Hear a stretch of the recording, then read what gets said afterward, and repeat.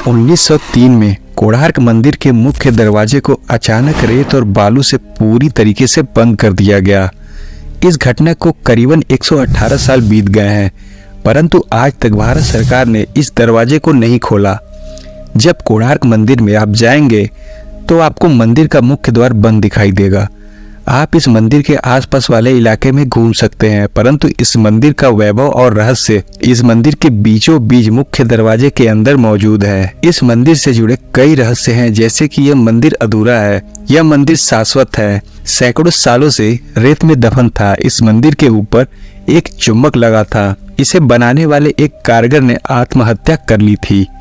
यहाँ रात के वक्त नर्तकियों के नाचने की आवाजें आती हैं। इस मंदिर के बारे में जिसे अगर आप सुनेंगे तो आपके होश उड़ जाएंगे। लेकिन फिर भी एक सवाल यह है जो बार बार मन में उठता है कि इतने प्रयासों के बाद भी भारत सरकार बार बार कोणार्क मंदिर के मुख्य दरवाजे को खोलने का निर्णय क्यों बदल देती है। नमस्कार दोस्तों, आपका स्वागत है। आज हम बात करेंगे कोणार्क सूर्य मंदिर के रहस्यों के बारे में, जिसे भारत सरकार भी सबसे छुपाती है। तो चलिए शुरू करते हैं। कोणार्क सूर्य मंदिर, यह मंदिर भगवान सूर्य को समर्पित है।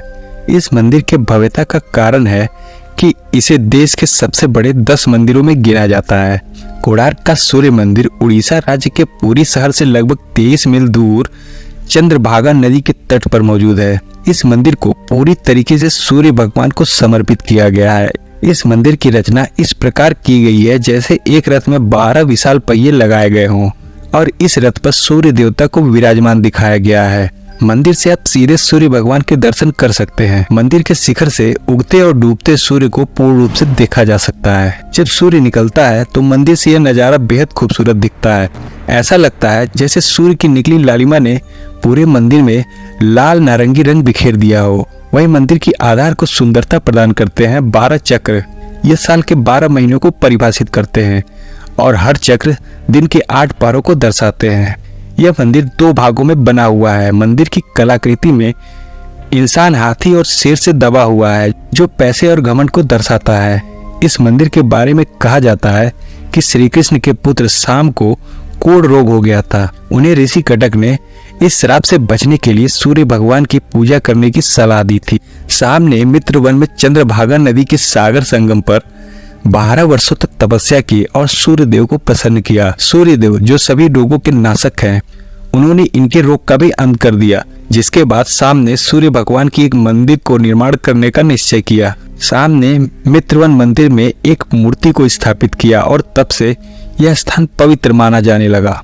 इस मंदिर का निर्माण एक सैंडविच के तौर पर किया गया है, जिसके बीच में लोहे की प्लेटें थी जिस पर मंदिर की पिलर रुके हुए थे। ऐसा भी कहा जाता है कि मंदिर के ऊपर 52 टन का चुम्बक रखा हुआ था, जो कि इन खंभों से संतुलित था। इसी के चलते भगवान सूर्य की प्रतिमा हवा में तैरती हुई रहती थी, जिसे देखकर हर कोई हैरत में पड़ जाता था।